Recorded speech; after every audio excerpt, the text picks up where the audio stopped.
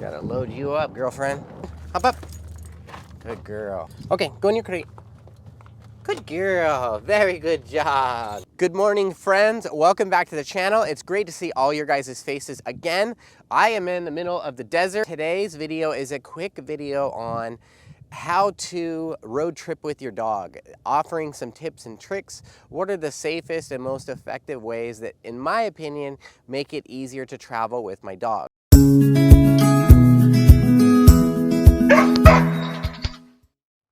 So number one, to kick this off, the most safest way, in my opinion, when traveling with your dog is to have your dog in a safe and confined area like a dog crate. The reason I have Versailles in a crate, in case we get in an accident or something like that, she's not gonna be prone to getting injury, versus if she's outside the crate and laying in the back, she is going to be more prone in being injured in the process. Now, with Apollo, my old German Shepherd, I did allow him to lay in the back because he had an injury. He was a senior dog. I think that for every dog, it's not going to work. It's a lot easier just to do it and have your dog lay in the back of your truck or SUV or something like that. But this definitely makes it a lot more safer in case of an accident. My number two thing would be I don't leave home without a canine trauma kit. This one is from Medeye Canine. You can check them out on Instagram.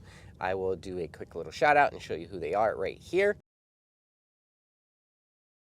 I definitely don't leave without any type of first aid kit. I actually have this one and the standby one that's over there in the truck, but I would say that this is super important in case of any injury whatsoever with your dog, and this is just a way that you're able to kind of just treat an injury in case of an emergency before you can get to a vet. Next on the list is definitely water. You can never have enough water when you are traveling with your dog and needing to make sure that they stay hydrated throughout your journey, depending on how long it's going to be.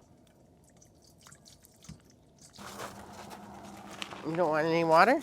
Next on the list too, for sure, leashes. I carry about 2 to 3 spare leashes every single time I'm out, so that when I'm taking Versailles on any type of outing, she's always safe and has a leash always to go around with me, and in case one breaks, we have a spare. I also always keep a leash on Versailles just to make sure that she's not going to go anywhere. For the most part, as you guys have seen, she knows her obedience, so I'm not worried about her taking off whatsoever. She'll definitely just stay around where I'm at. I also recommend when you are traveling with your dog to stop every couple hours so that your dog can get out and stretch, take a restroom break, just like you or me would need to do here in Amboy on US Route 66. This is kind of like an abandoned town in the middle of nowhere.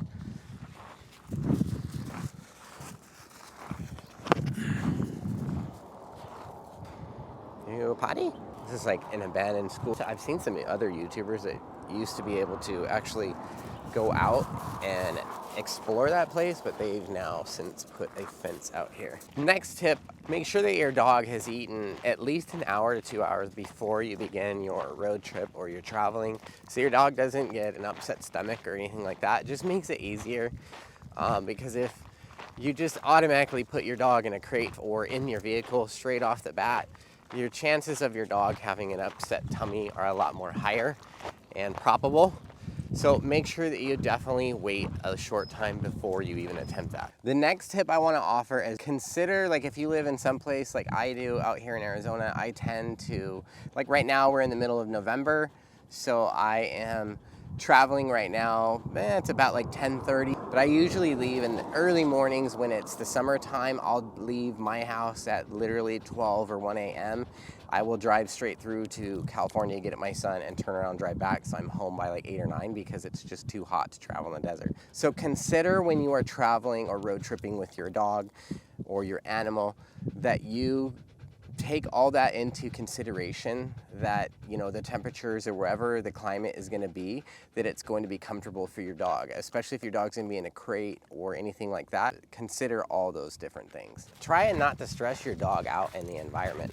You know, your dog's going to be uncomfortable no matter what. I mean, wherever you go, like Versailles is just kind of wandering around on her own right now because she's not familiar with the area. So take that into account, guys, that your dog's not going to understand where you're at all times. So The probability that your dog might be a little bit skittish and or feel that your dog might have some anxiety is okay.